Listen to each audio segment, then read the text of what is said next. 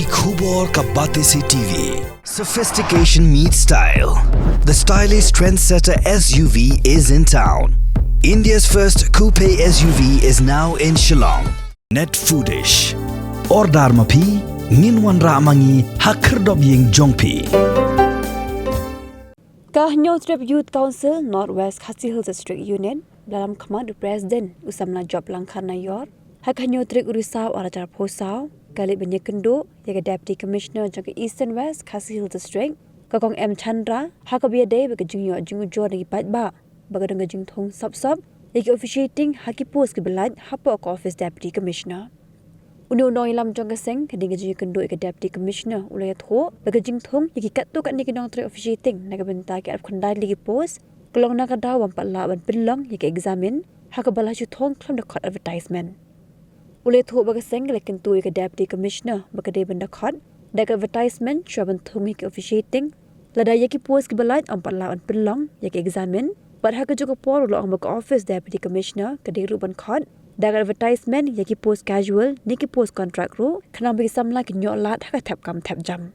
uang ro baga seng lapin sngo hakmat ke Deputy Commissioner beren pen kloy no ban pilong yaki examine naga benta ki post ki balaj Nomor gajing pen slam ban penlong yaki examine kakta ikinang wat kam bagajing pen slam kelong penban ka kabu yaki betray officiating bayo leksi kini ki ju ki Briew kinsa thong biang undala penlong yaki examine nomor kaseng kamla banchanya war district selection committee ro Nakaliang kejungi hakdin kejungi ut nakaliang jungi pait ba te ngila simkia banwan sini cho office ban yakundu UDC habidi bat kinigi officiating post ka kathau habidi niki ki sanction post nani ki ban kan post ki ban sayele exam ning ba kani di se te nakaliang kejungi hadin ga jing yo snu ba ka jing thung officiating hangni kala jor ha nakaliang kejungi ngla request ya Deputy Commissioner maharangkar ki ADC ba kalau ka officiating post ki ban pelat ling bag advertisement kamdan kanu advertisement atak daw nakliang jingi wani kendo timenta jing pelat igni officiating i kakta bhi gini khana bakwa menteri kam